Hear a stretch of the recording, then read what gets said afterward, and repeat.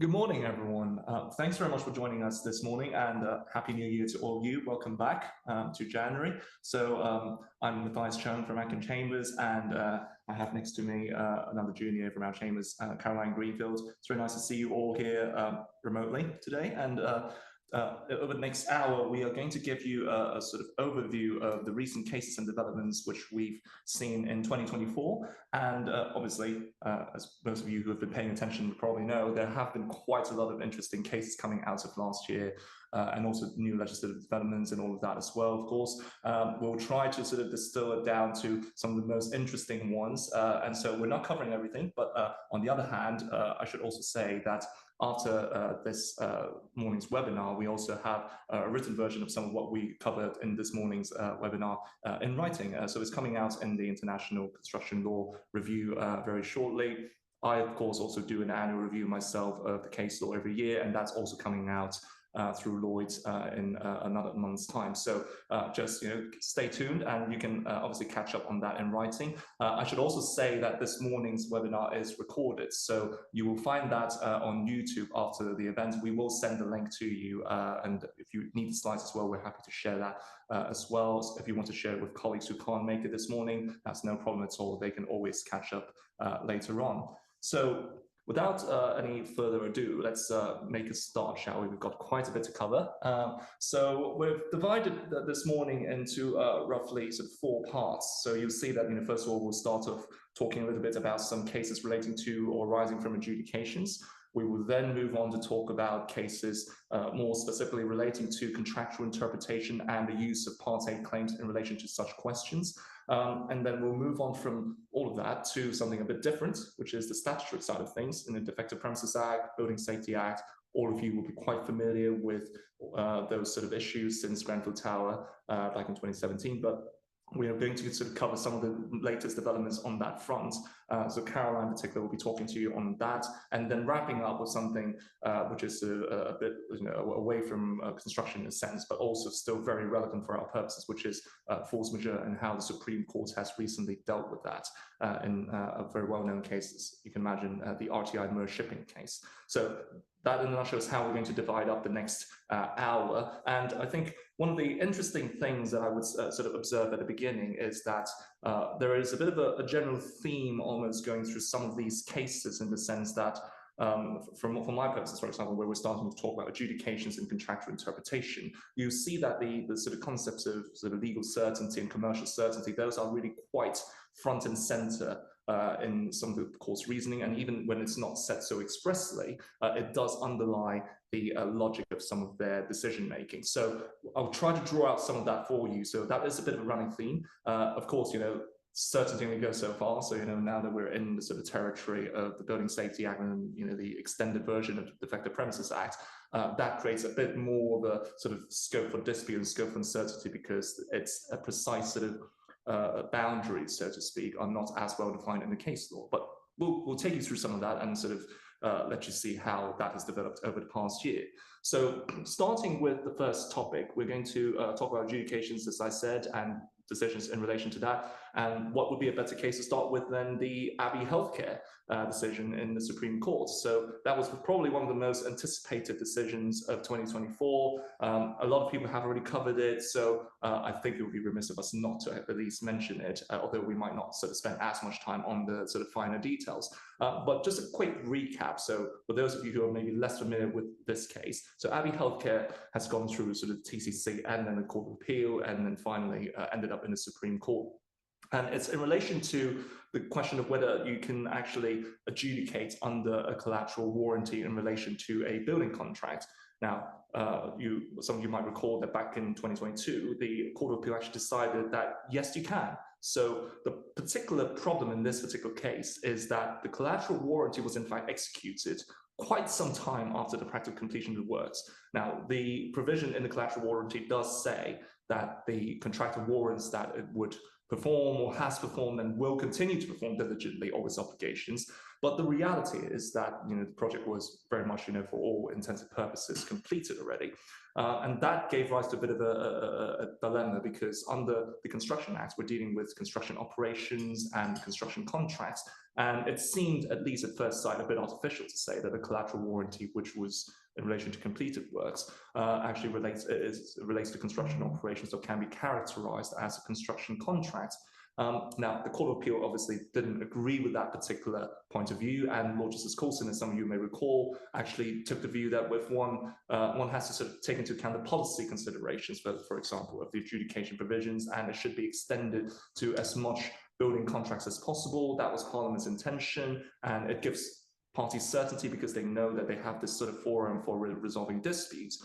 On that basis, he then said that on the wording of the collateral warranty, because it does say that the contractor warrants that he has performed and will continue to perform the obligations, that does contemplate both past and future performance, even though in reality there was no real future performance to be had. So on that basis, the court said, yes, you can adjudicate under that collateral warranty, and it does fall within the scope of the Construction Act. Now, fast forward to 2024, the Supreme Court came to quite a radically different view. So you see that, rather than focusing on the policy considerations of the Construction Act, Lord Hamblin, who was giving the leading judgment, focused more on the wording of the Construction Act and took that as the starting point. And again, very much with certainty in mind, because whereas Lord Justice Coulson's version of the story was mostly on the contracts and how the collateral warranty was worded, Lord Hamblin was moving away from that and saying, okay, well, let's look at what the Construction Act actually contemplates. And so it's not so much on how one actually words the collateral warranty. And if one looks at the Construction Act, Section 104, when one talks about a construction agreement, it is an agreement which is defined as something for the carrying out of construction operations. And specifically, the use of the word for the carrying out of construction operations, it does not mean, in the Supreme Court's view, in relation to or in respect of. So it has to be an agreement for the purposes of carrying out construction works and construction obligations in that regard. So taking that as the starting point, you can immediately see why the Supreme Court took a different view, because looking at a collateral warranty, the purpose and object of a collateral warranty is to give a beneficiary rights and particularly claims arising from construction obligations or building obligations under another underlying building contract. So those obligations under a collateral warranty are actually derivative of a construction agreement, but that itself, the collateral warranty itself, does not actually deal with the construction operations themselves, nor does it have as an object or purpose the carrying out of construction works. So on that basis, the Supreme Court concluded, paragraph 70, that just by and large, by default, the collateral warranty will not fall within the scope of the Construction Act, Section 104. And therefore, if one, going forward from all of this, one actually wants an adjudication right under a collateral warranty, one has to be very careful, because previously, I think many parties and practitioners would probably assume that a collateral warranty falls within the Act.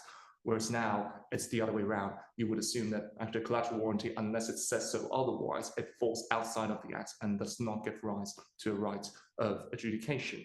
And it's, again, very interesting to see that the court actually thought that, by taking this sort of approach, one is actually upholding certainty, because now one knows for certain a collateral warranty doesn't fall within the Act unless the contract provides otherwise. So that was front and center of Lord Hamblin's reasoning in the Supreme Court. So quite an important practice point, I think, for both contentious and non-contentious lawyers going forward who deal with collateral warranties.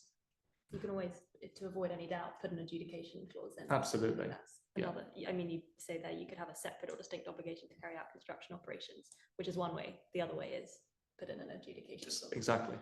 Yes, and I think that is quite important. It's almost like the same sort of situation where you might have, for instance, a PFI contract or PFI related contract where by default it might be excluded from the Construction Act, but then nonetheless parties quite often put in a bespoke provision, and that is just an easier way to deal with it.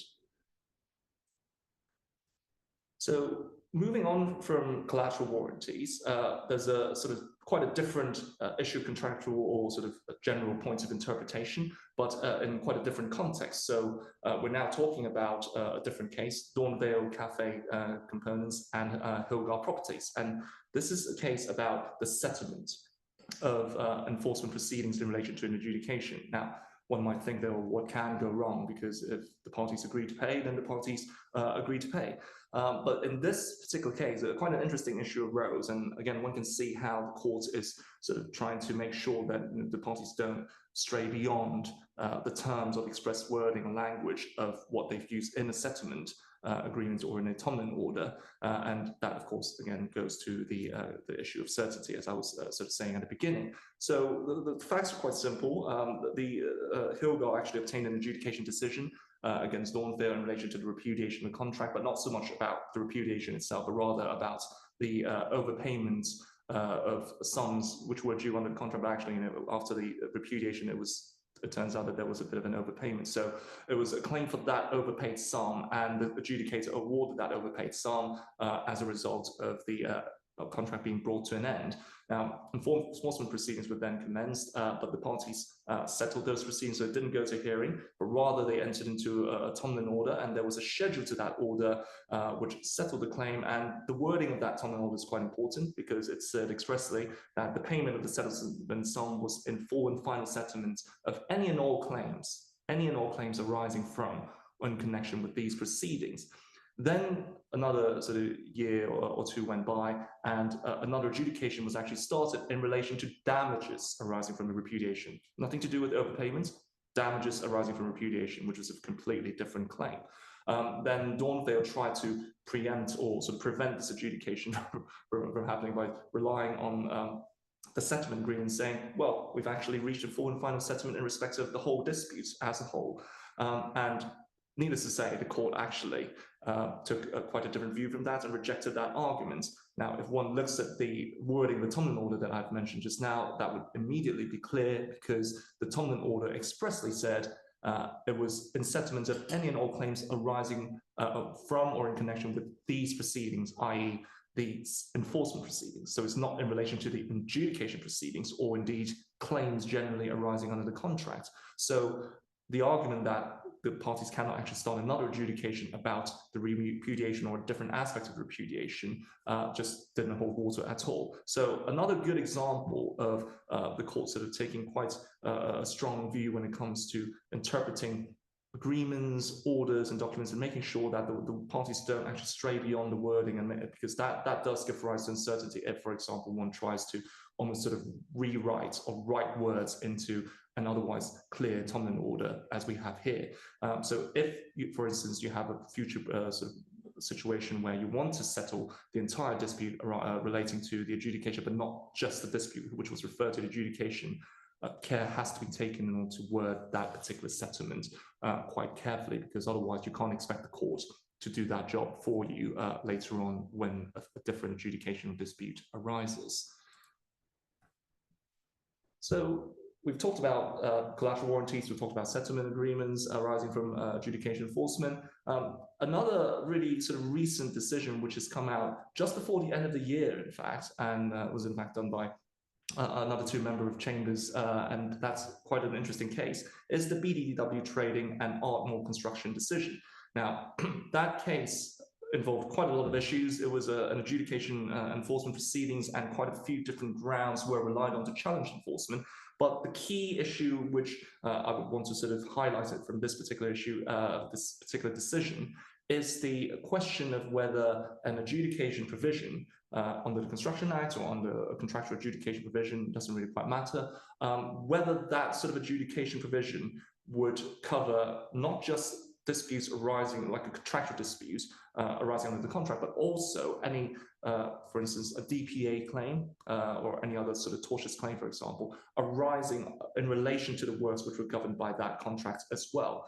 And it's quite interesting because the argument which was raised in this case was that if you look at the language of Section 108 and also Article 5 of the contract, in that particular case, one can see that the adjudication provisions were dealing with the right to adjudicate disputes which arose under the contract. So there was very much focus by the parties sort of assisting enforcement on the words under the contract.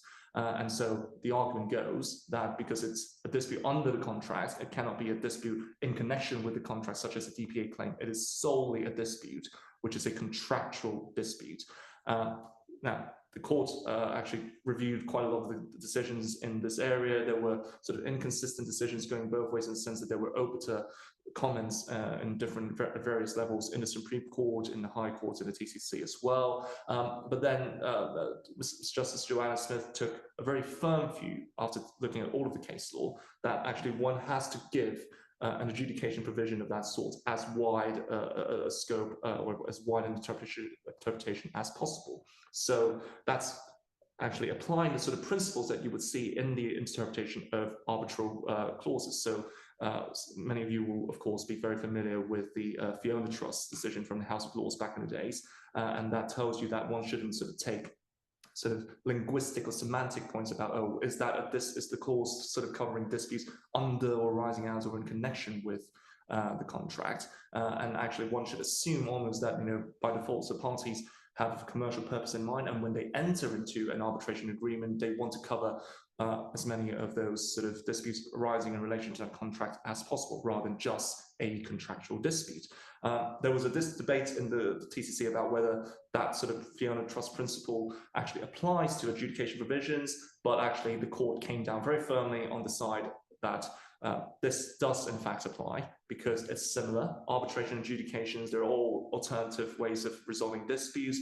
They are actually very similarly sort of for that purpose. And also with that in mind, parties would want to resolve most of their disputes and want that sort of alternative form of resolution to cover as many disputes as possible. And that is the same sort of objective, whether or not it's based on statute like adjudication or purely based on contract like arbitrations. The court didn't think that that distinction really mattered very much, and the court in fact referred back to Mr. Justice Aikenhead's observations in the Murphy and Sons decision back in 2016. And that was a decision where Mr. Justice Aikenhead had some really interesting observations about the analogy between adjudication and arbitration. So on that basis, the court took the view that one shouldn't sort of just, sort of focus on those sort of linguistic niceties, but rather focus on the commercial purpose of the parties, which was to ensure that as many disputes under the construction contract can be resolved as possible.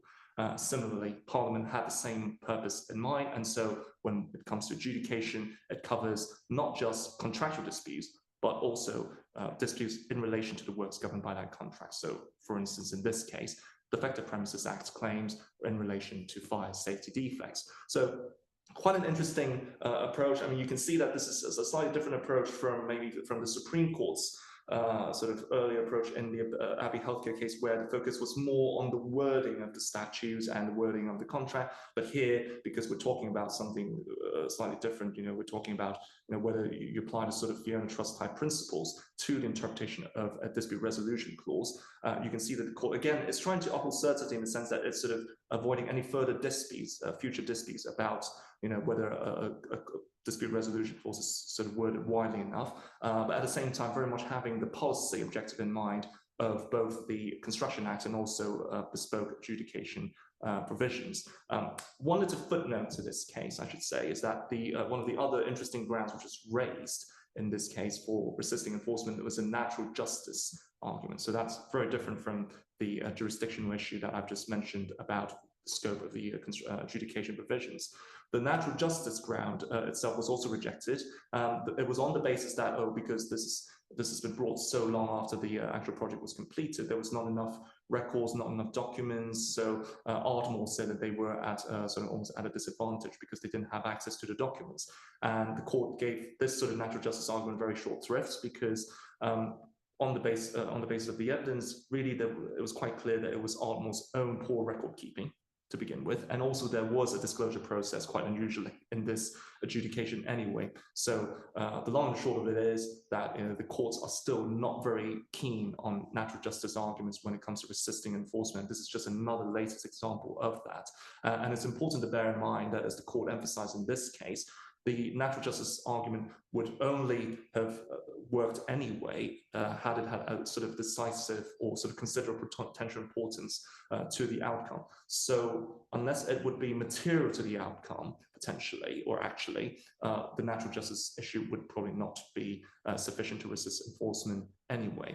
And this little point actually ties in quite nicely with the final sort of case on adjudication I want to talk to you about, which is the Essential Living and Conneely facades case. And that's a case which I actually personally did back in July and September last year. And this is another case about natural justice, but from a very different perspective. So it's not so much to do with documentation or amounts of time that you've got to respond to an adjudication referral, for example, but rather on a very particular objection about apparent bias. So the argument in that case was about the adjudicator showing an appearance of bias. And the facts were really quite simple. The background of the dispute was that this was an adjudication about facade defects in relation to developments in Greenwich.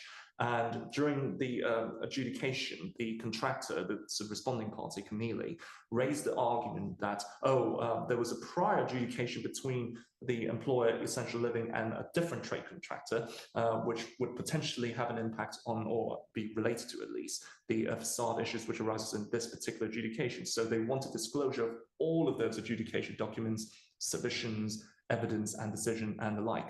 So they wanted disclosure of all of that on the basis that, first of all, that may have a bearing on their case on causation, they say.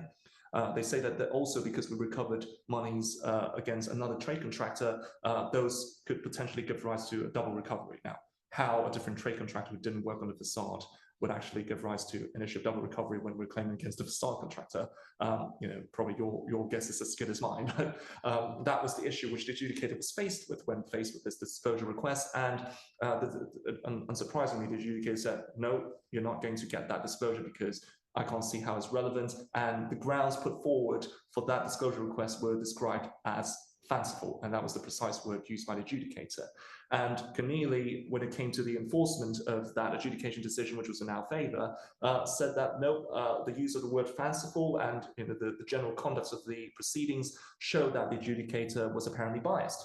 Now, that took a full day hearing, which was split across 2 days. But in the end, the court, again, very firmly came down on the side of the referring party on the basis that, again, there's a high threshold for showing natural justice breaches, and you need the plainness of cases. And here, that is very far from any case of apparent bias, because at every stage, the adjudicator actually kept his mind open and invited the responding party to provide further information or to provide further grounds for explaining why the previous adjudication was relevant. And in the end, the disclosure was actually ordered out of an abundance of caution anyway, and they did get hold of those documents. So that at no point did the adjudicator shut out the responding party from raising any points that they wanted to. His decision was very careful and detailed, and the judge took the view that there was no real grounds for actually criticizing the adjudicator whatsoever. And on the back of that, of course, again, probably unsurprisingly, the court ordered Conneely to pay indemnity costs on the basis that it was a wholly inappropriate challenge. Now, the sort of perhaps the points that is coming out quite strongly from all of these adjudication decisions is that yes, I mean, if there is a point of contractual interpretation, such as in or statutory interpretation, like in Abbey Healthcare, for example, where there is a genuine point which can be sort of argued both ways, then yes, that may well lead to adjudications being not enforced, for example. But then on most other cases, such as this one and the one before in Ardmore, where there is a natural justice issue, for example, being raised, but actually not very good grounds, the courts are not really going to engage with it very much and not going to be interested at all. And that is very much as well in the interest of the certainty of the adjudication procedure and the enforceability of adjudication decisions. So something really to bear in mind for anyone who is dealing with enforcement and thinking of, for example, should I or should I not resist enforcement? I would say that probably 9 out of 10 cases, the answer is no, particularly if you are only relying on a natural justice argument. That doesn't mean that if you do have a good argument, you shouldn't raise it. But again, probably think twice, if not thrice, before doing so. And this is a very good example of that. So I think that covers all I want to talk to you about adjudication decisions which have come out in 2024. There are quite a few others as well, which we don't have time to cover here today, but we will cover that in sort of writing, as I said at the beginning, in a different forum. But for now, we're moving on to a slightly different topic, although still quite related, because we're talking about Part A claims and contractual interpretation. And as many of you know, for those of you who are experienced in this sort of issues, quite often these days you will see Part A claims being used as a means of almost resisting enforcement, going beyond jurisdiction and natural justice grounds, but relying on the substantive question of contractual interpretation and asking the court to reach a final determination on a Part A procedure. And so I'm just going to give you 3 or 4 examples of that to show you, well, first of all, when these sort of claims may or may not be appropriate, and also illustrating the court's sort of ongoing approach to contractual interpretation and their emphasis on sort of making sure that you have certainty when it comes to interpreting the effects of a contract. And the first example is the ISG Retail and FK Construction case. And this is a case which arose out of an adjudication in relation to EOTs, and in particular, there was also a point about whether the notice requirements were in fact satisfied in this case. The adjudicator awarded the EOTs and also found that the notification requirements were actually satisfied, but then the party who was unsuccessful then tried to seek party declarations. In this case, that was ISG. They sought to sort of ask the court to determine that there were actually conditions precedents in the notice requirements, and those conditions precedents were not complied with. And on that basis, they tried to overturn the adjudication decision. Now, if it were just a question of the conditions precedent, then perhaps that you can say that that is a point of interpretation. But the problem in this case was that they were also seeking declarations as to compliance with those notice requirements. And for those of you who have dealt with these sort of requirements before, you would know that that would involve factual disputes about what notice was given, who was told what, was it in writing, was it in meetings, was there any issue of estoppel and waiver? And once you go into estoppel and waiver, that is another level of a factual dispute, which obviously cannot be determined on a simple sort of 1 or 2 day hearing on a party without detailed disclosure or evidence, etc. So unsurprisingly, the court actually decided that no, although I can decide maybe in theory whether this is a condition present or not, it goes nowhere because I can't decide the issue of compliance anyway. So Deputy High Court Judge Neil Moody actually decided that he's not going to decide the Part A claim because it is not suitable for that procedure. And this really is a very good illustration of how even where you may have a contractual interpretation point, if it's bound up with issues of facts about, let's say, breach or compliance, then that is probably unsuitable for Part A anyway. So you need to be very careful when you formulate any Part A claim and the declarations that you seek. And you can contrast this decision with another decision, this time a bit farther out from London. We're going to Scotland. So the FES and HFD construction decision, which is also quite widely discussed in the sort of past few months. That was a decision of the Court of Session, but that dealt with a very particular declaration in relation to the effects of clauses 4.20 and 4.21 of the standard building contract for use in Scotland, which is actually substantially similar to the similar clauses you find in the sort of English JCT contracts that you find in England and Wales. And those of you who are not familiar with those clauses, those are just basically the provisions which deals with the notification of a loss and expense claim under a sort of JCT type of contract. And because that was such a short and self-contained point, the Court of Session had very little difficulty granting that declaration, saying clauses 4.20 and 4.21 clear and unambiguous. They clearly say that they have to be complied with in order for a loss and expense claim to arise. So that is clearly a condition precedent, and that declaration was granted on those facts. So that's a very good example of how, if you want to use the Part 8 procedure, that is how you should frame the declaration. Very sort of narrow, self-contained points of interpretation which can be decided without a substantial dispute of fact. We'll come back to sort of this use of the Part A procedure a bit later on, but for now, I just want to go to a slightly different case, also rising for a Part A claim, but also in relation to adjudication, but in relation to payment provisions, and that is the Morganstone and Birkemp decision from last year. Now, some of you might recall from the 2016 sort of Court of Appeal decision of Balfour Beatty and Grove Developments, where if you have a payment schedule, for example, dealing with interim payments, then once that schedule runs out, then the courts will be very reluctant to imply sort of payment provision or payment mechanism or a sort of new sets of payment dates effectively, because that would be almost rewriting the party's contract. So in Balfour Beatty, once those dates ran out, because the payment provision was tied to that schedule, there was effectively no further right to apply for further payments because parties hadn't agreed to any further dates and the schedule was the schedule. So that was Balfour Beatty. You have a similar issue, but not the same in this case of Morganstone last year. And it was a subcontract where yes, there was a payment schedule and there were dates in relation to 2022, but there were no further dates agreed for 2023. So the question was whether a payment application which was made in 2023 outside of that payment schedule was nonetheless valid.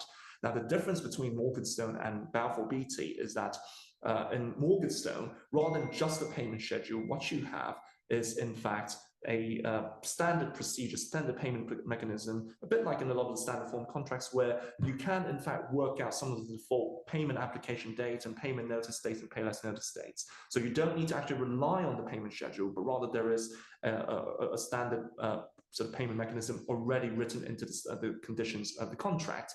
What was sort of almost sort of amending those provisions and bringing into play the payment schedule was really this manuscript amendment on the contract, which said that the payment schedule took precedence, and that was it. But otherwise, the sort of default payment mechanism was still in place and still written within the conditions and wasn't taken out.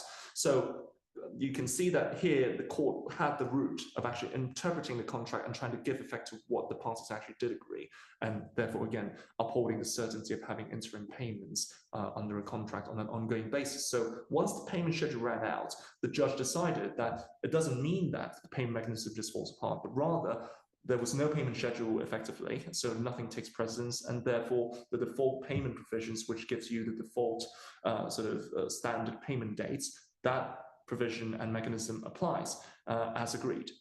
And so because of that, there was a route out, and you don't have to sort of go back to that Balfour Beatty sort of doomsday scenario where once the payment schedule runs out, there were no further payments due. And that's quite an interesting example of the court, first of all, giving effect to what the parties agreed in full, not just the payment schedule, but also the payment mechanism, which was in the standard terms, which were still retained. And also very much with the sort of policy in mind of making sure that there is a certainty of knowing that payments and interim payments will continue to be due and wouldn't just, somehow all of a sudden fall off the cliff because the parties couldn't agree to a payment schedule. So quite an interesting example of the courts grappling with payment provisions, and also quite a good example of an appropriate use of a Part A claim in order to achieve that result. So moving on now from payment provisions, there's another sort of really talked about example, again, arising from a Part A claim, this time ending up not just in the TCC, but in the Court of Appeal. And that is the Providence building and Hexagon housing decision. Now, whereas Morganstone dealt with payment provisions, this time we're dealing with termination provisions, but termination arising from interim payments, or I should say a failure to make interim payments. So it's still payment related, but this time the story has moved on a little bit into termination. And the facts are really quite simple.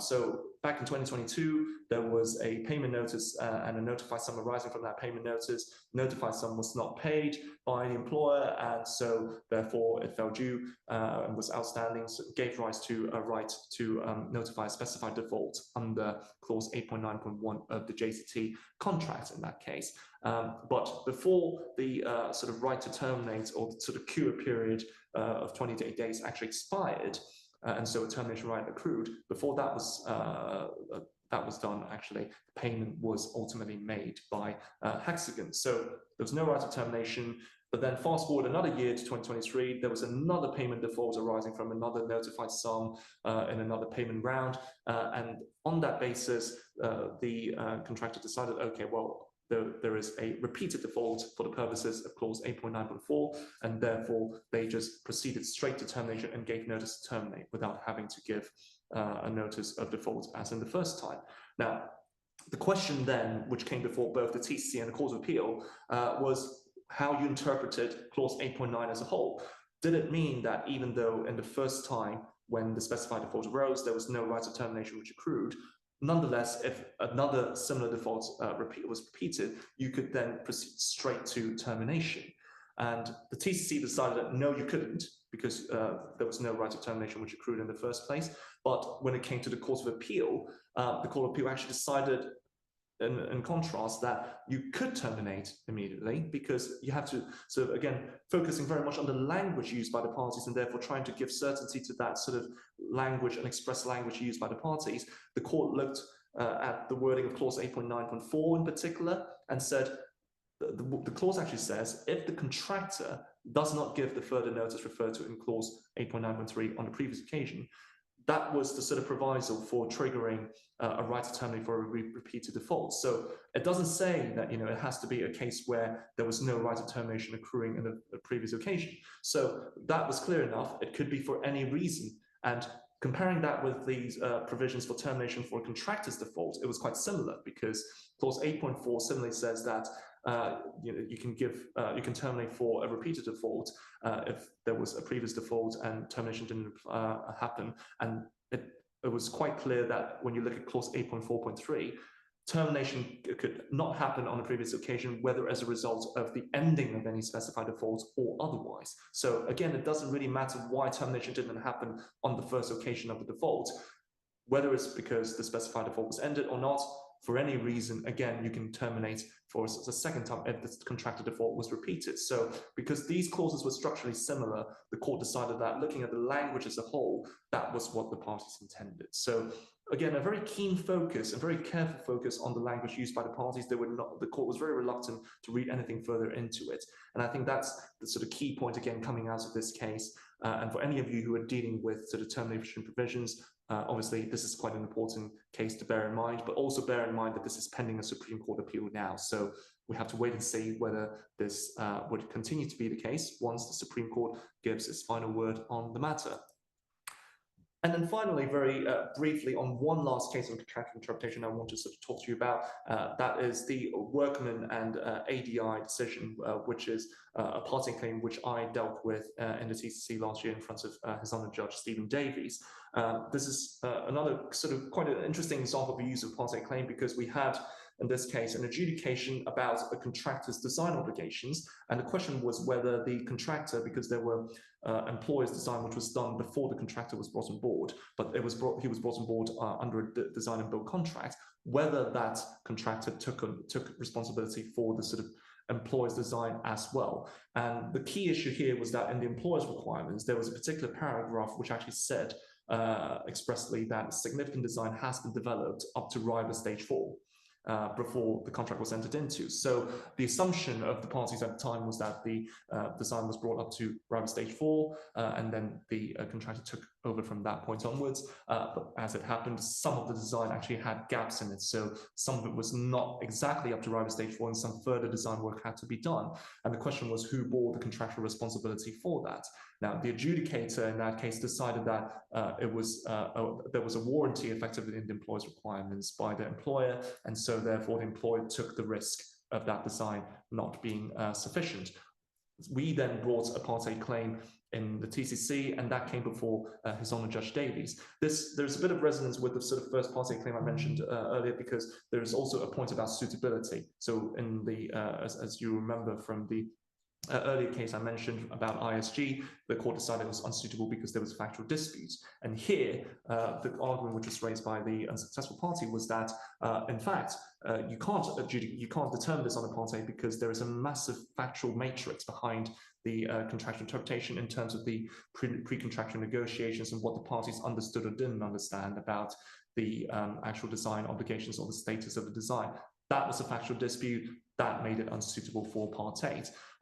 Then, of course, the question was, well, how does the pre-contractual negotiations actually come in play? Because normally, as all of you would know, pre-contractual negotiations are inadmissible. So that came before His Honour Judge Davies, and it's sort of suffice to say that the judge took the view that you can't just simply throw the words factual matrix around, pre-contractual negotiations around, and say there's a factual dispute, therefore it's unsuitable for Part 8. It has to be relevant and material to the point of interpretation being raised. And here, there was no evidence whatsoever of what, if any, of these facts which were raised were actually relevant to the point of interpretation, because they were all sort of pre-contractual negotiations which were inadmissible. So the court proceeded to determine the Part 8 because it was clearly suitable. And then on that basis, the court very much again focused on the language used by the parties. And because all the standard conditions in the JCT contract and the amended provisions in the JCT contract made it very clear that the entire design responsibility sat with the contractor, the fact that there was this one-off line in the employer's requirements saying that the design was developed up to a certain stage was not sufficient to displace that or to give rise to a warranty. So again, perhaps maybe not in so many words to say, oh, commercial certainty, express language and all that very crucial to give rise to commercial certainty, but nonetheless, that was very much underlying the court's determination of this issue, and that was why the court was very much focusing on the language used by the parties. So moral of the story is, again, if you're on the drafting side of things, make sure you focus on the wording, and that is very much what the sort of courts will pore over when it comes to any sort of claim about contractual interpretation, and particularly if you have a party claim of this sort. So on that note, I'm going to pass you on now to Caroline, who's going to talk to you about the exciting world of Defective Premises Act and building safety. Yes, and of course the DPA became much more relevant and exciting as a result of the Building Safety Act. We can now apply the DPA to many more types of claims, and I'm going to look at one decision from last year which suggested the remedy for a successful claim is really quite interesting if you're the claimant. So starting with the case of Vainker and Marbank, this was a case where homeowners pursued the main contractor and architect for defects in their new home. Given limitation concerns, many of the claims, particularly against the architect, only survived under the DPA. Three things I want to focus on: the unfitness for habitation standard, the measure of damages for a successful DPA claim, and then the question of whether liability under the DPA is strict. On unfitness for habitation, there was an endorsement of the Rendlesham case, which you'll remember was a case from 2014 as the leading case on the fitness for habitation test.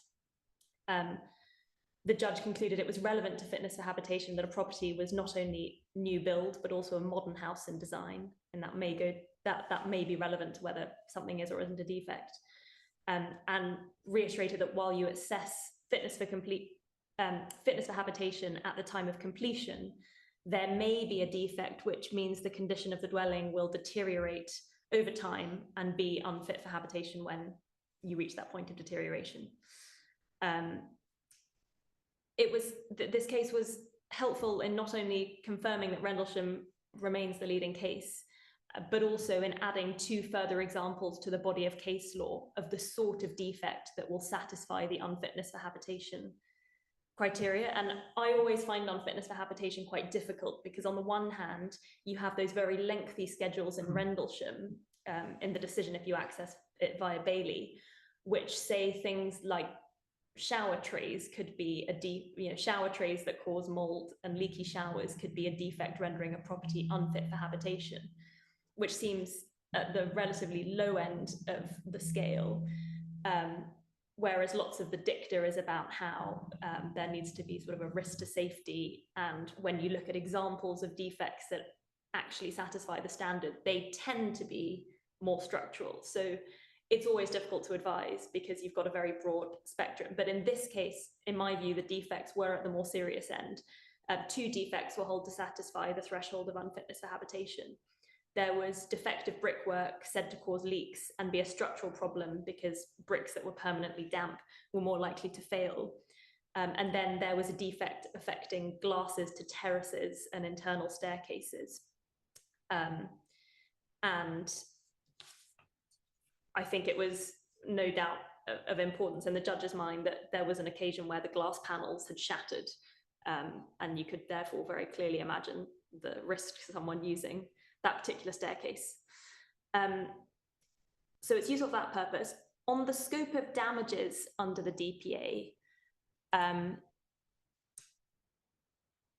the architect tried to argue that accepting the balustrade defect had made the property unfit for habitation.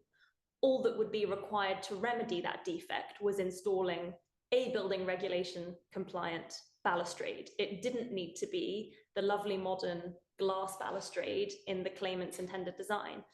And implicit in that argument was the premise that the DPA is designed to address fitness for habitation. And so if I'm in breach of that duty, all I need to do is put you in the position where you have a property that's fit for habitation. The judge rejected that submission and found that just putting any balustrade rather than the one that was designed would be wholly contrary to the design intent of the house. I've put the relevant paragraph from 338 on the screen, but the judge relied on the fact that the DPA also refers to work being done in a professional manner, and said that you could draw from that that the damages needed to reflect fitness for habitation and doing work in a professional manner. And so she awarded damages to make the dwelling fit for habitation and a remedial scheme that reflected the original design intent. That brings me on to whether liability under the DPA is strict or not. On the previous slide, I put slightly punchily that this case shows that the DPA liability is not strict. I think I probably need to moderate that a bit.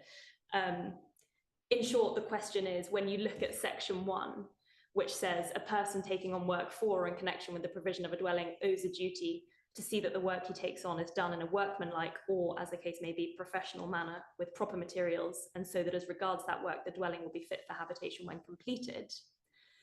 Does that section contain 3 distinct duties, namely, do work in a proper and workmanlike manner, use proper materials, and have a dwelling that's fit for habitation, such that if any of those are failed, you have a claim? Or is it what's sometimes called a composite duty, which you have to have both work that wasn't done in a workmanlike or professional manner or with proper materials, and the result that you have unfitness for habitation? You can imagine that's an important difference, because if the DPA is a strict liability, you wouldn't need technical evidence to land your case that there had been a breach of contract or in tort, and that could be very valuable indeed.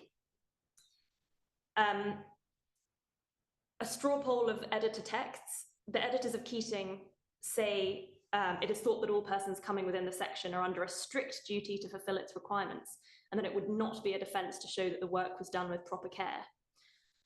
But no authority is cited for that proposition, and I did a quick straw poll of other texts, and my conclusion was that the balance of editors consider that it's not a strict liability duty.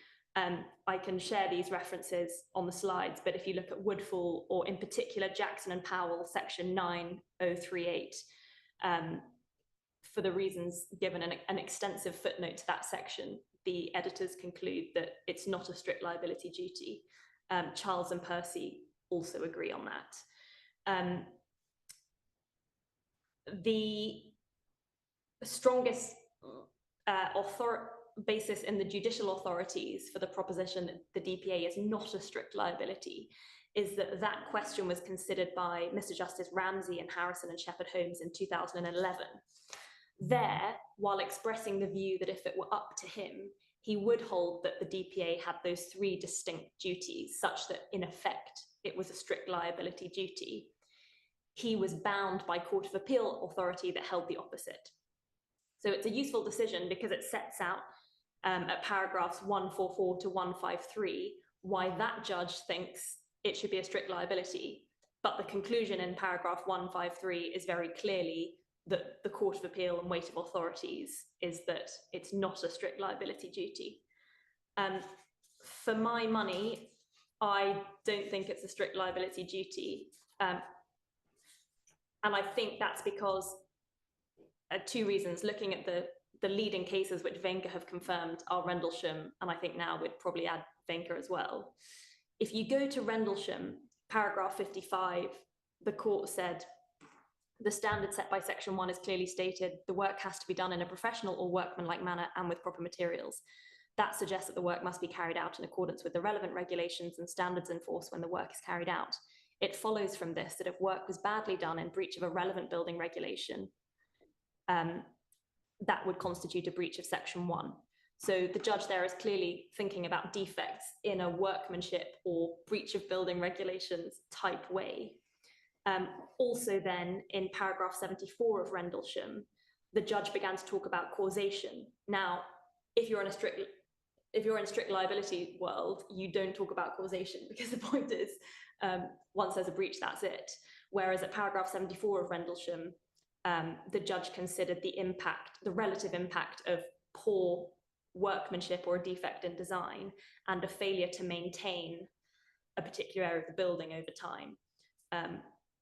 That wouldn't have been a relevant analysis if liability was strict. And finally, in Rendlesham, if you go through those detailed appendices to the decision, in every single case, the judge first records that either there is a concession by the developer in that case that there was a defect, or he sets out the technical evidence of the experts to confirm that there was a defect. And even the word defect is loaded. That suggests either you have not complied with the design or you have failed to comply with reasonable standards of workmanship. David Pleener, KC at Gatehouse, has written a good article on why he thinks that it's implicit throughout Vainker that the judge was also taking the view that it's not a strict liability duty under the DPA. I'd encourage you to read that article, but in my view, it's really that paragraph 399 and 388 that's on the screen of the decision, which shows that the judge was relying on the fact that there is something to do with workmanlike and professional manner in the duty, albeit that she was making those comments when addressing a question about remedies. I think you could try pleading. I think you might plead it, strict liability. I would feel pretty punchy making a strikeout application if I was faced with a pleading from the other side, which had pleaded a strict liability DPA, particularly because of that white book commentary to the effect that you shouldn't strike out cases in developing areas of the law. But if I were a judge, I would find that the DPA is not strict liability. But yeah, welcome questions or thoughts on that. And I suppose in a way, it's also a point about mostly on submissions, and it will arise at trial anyway, as the sort of course of the evidence develops, probably at a CCMC, because I mean, you may or may not have to sort of plead that it's strict or not. I mean, you just say that someone's breached the Defective Premises Act, and you just have to prove your case in the usual way. But then, I mean, the reality is then you have to just take a step back and just ask yourself, okay, what evidence do I need to prove this breach, right? So the breach of the Defective Premises Act, I have to show that it's not in a workmanlike or professional manner, and that it's not fit for habitation. So just thinking about that, you have to sort of muster the evidence to establish and jump through those particular hoops. So I think in reality, I would say that you're probably sort of going to have to err on the side of caution and assume that you will need to provide evidence on that front rather than say, okay, I'm just going to assert. I definitely wouldn't just rely on sure. But I hope that we might get a decision on that. Given that there are now so many more DPA claims coming through the courts, we might get a decision on that point. Who knows? I'm aware of several cases where it's an issue on the pleadings at the moment. So yeah, let's see. And a brief reminder, finally, that you can't contract your way out of the DPA. That's the final point on the slide. The Supreme Court at the end of December heard the case of BDW and URS. While they weren't asked about whether the DPA imposes strict liability, I am sure in answering one of the questions on appeal, which I've put on the screen, the Supreme Court will make some general comments about the function and purpose of the DPA. And I'm sure whatever those comments are, both sides of the strict liability debate will try and use them to support their case. So let's see. I wanted to talk briefly about some cases in relation then to remediation contribution orders, moving away now from the DPA, because remediation contribution orders are only about defects which cause the spread of fire or the collapse of part or all of the building. And the test for whether you can get a remediation contribution order is in section 124 of the BSA. In brief, if you are an interested person, then you and you're making an application to share the cost burden of remediating a relevant defect, then you may, if the first tier tribunal considers it just and reasonable, be made the subject of a remediation contribution order. In the case of Triathlon Homes, which is on the screen, Helpfully, the developer had conceded that all of the other relevant aspects of Section 124 were met, namely that they were that the applicant was an interested person and that there was a relevant building and the right sort of defect. So the court was only focused on the question of, the tribunal was only focused on the question of whether it was just and equitable to make the remediation contribution order. I'm not going to read out the paragraphs on the screen, but those are the sorts of factors that the tribunal thought were relevant and not relevant. So it's worth a read if you're thinking about whether to make an RCO or you're on the receiving end of one.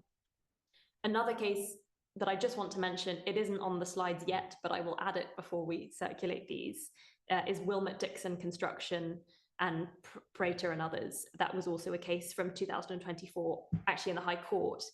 And I mention that case because the judge made some interesting observations about the timing of making a building liability order. And I think it's always a bit of a strategic decision, making or resisting a building liability order as to when you bring the person you want to make the subject of that order in. The judge held that the BSA didn't require the party against whom a building liability order was sought to be made a party to the main claim. But the judge went on to conclude that it will generally be sensible and efficient for the company against whom a building liability order is going to be sought to be made a party to the litigation, although the court maintains a discretion to direct separate hearings. I think the sorts of reasons that the judge set out in paragraph 17 to 18 and then 22 to 26 apply beyond building liability orders and could also apply to when in proceedings you would make a remediation contribution order as well. So it's a case to look at when you're thinking about the timing of those sorts of applications for orders. Some more changes were made to the BSA last year via amendments in the Leasehold and Freehold Reform Act.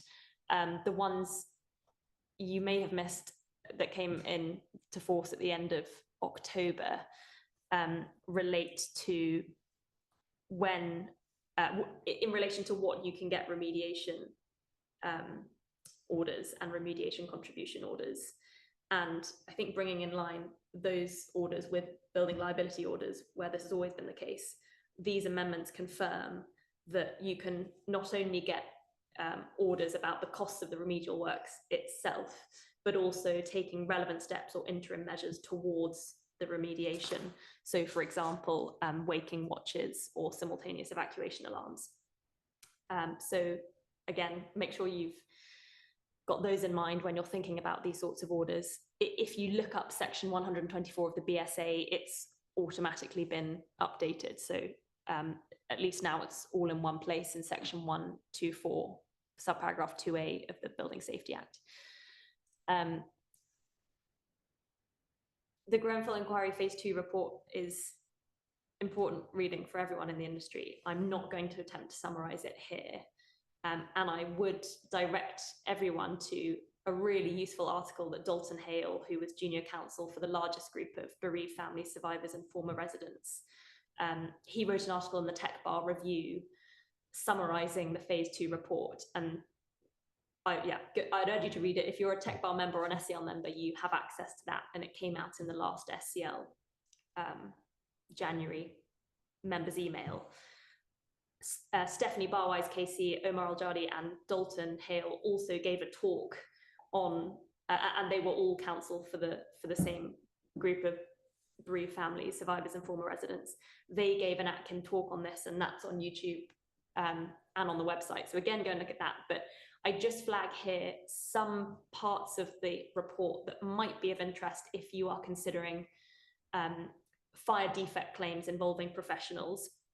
And I'd point you towards the conclusions on causation. The report said it's not possible to identify a single cause, but did find that some causes were more significant than others. And so you might want to have a look at the paragraphs I put on the screen, depending on the facts of your case and which construction professionals are involved. And I've listed out by profession which parts of the report are relevant. And it remains to be seen, I think, how many of the key recommendations are ultimately taken forward. But it could be, I think the most significant for our purposes could be that the GTI recommended the appointment of an independent panel to consider whether all building control functions should be performed by a national body, which opens the possibility that approved inspectors will at some point be abolished and that everything will be taken back in-house on the building inspection front. Finally, and aware of the time to leave some time for questions, if any, I just flagged that if you are dealing with anything to do with force majeure, you will have come across the RTI and Muir case.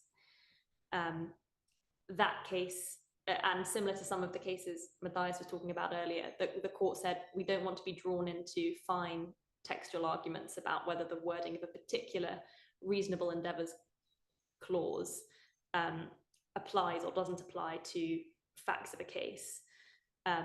You can read reasonable endeavours clauses quite broadly, and really the key paragraphs are on the screen, but the Supreme Court placed great emphasis on whether there was a causal connection between states of affairs and the force majeure event, and in effect, I think, held that reasonable endeavours clauses are a little bit irrelevant in that either you will have a force majeure that is causing the inability to progress the works, or you won't. And just anecdotally, to sort of hammer that point home, the court asked counsel for both parties in this case to give an example list of what might amount to reasonable endeavours, just to try and give some guidance as to where the line is between being in a force majeure scenario and having reasonable endeavours available to you and not.